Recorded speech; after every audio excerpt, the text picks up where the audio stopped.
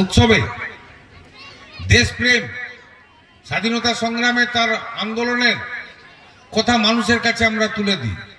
তাই তো এই প্রজন্মের মানুষ ছেলেরা জানতে পারবে, তাদের মধ্যে আজকে দেশপ্রেম জেগে উঠবে, গড়ে উঠবে। এটাই তো আমরা কাম্য।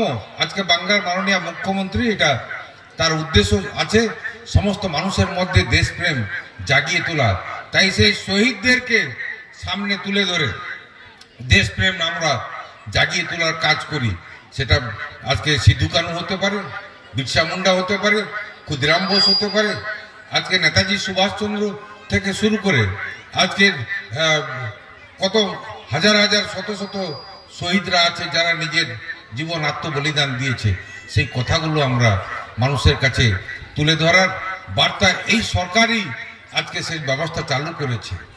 আজকের এই সরকার আমার আদিবাসী জনজাতি সম্প্রদায়ের আজকে ছেলে মেয়েদের শিক্ষায় শিক্ষিত করে তোলার জন্য যে প্রচেষ্টা নিয়েছেন, যে পদক্ষেপ নিয়েছেন, অত্যন্ত গুরুত্বপূর্ণ পদক্ষেপ।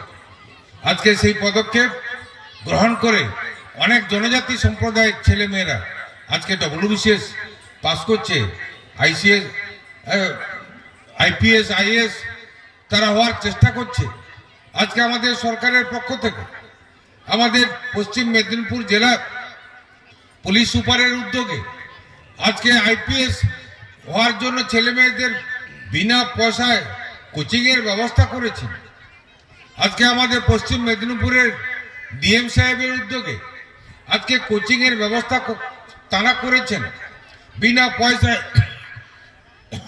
তারা কোচিং দিচ্ছেন, যাতে সমস্ত সম্প্রদায়, শুধু জনজাতি সম্প্রদায়ের ছেলেমেয়েরা নয়, সাধারণ মানুষেরও ছেলেমেয়েরা যাতে IAS, IPS, WBCS হতে পারে, তার উদ্যোগ সরকার যেমন গ্রহণ করছেন এবং আমাদের আধিকারিকরা তারাও নিজেদের উদ্যোগে আজকে গ্রহণ করে মানুষের কাছে পৌঁছে দেওয়ার চেষ্টা করছেন।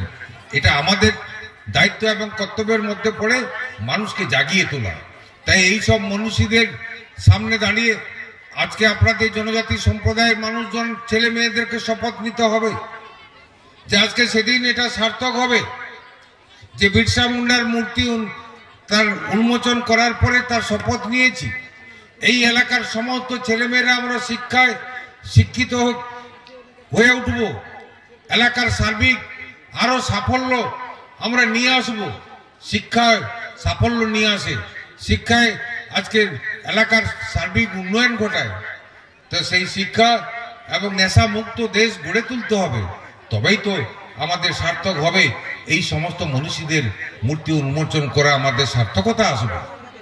আমি রামেশ্বর বাবু কথা বলছিলাম, তিনি নিজে শারীরিকভাবে প্রতিবন্ধী, কিন্তু তার উদ্যোগ, তার উদ্যম যে বিফল যায়নি তার প্রমাণ হচ্ছে আজকের এই বিরসা মুন্ডার মূর্তি উন্মোচনের মাধ্যমে।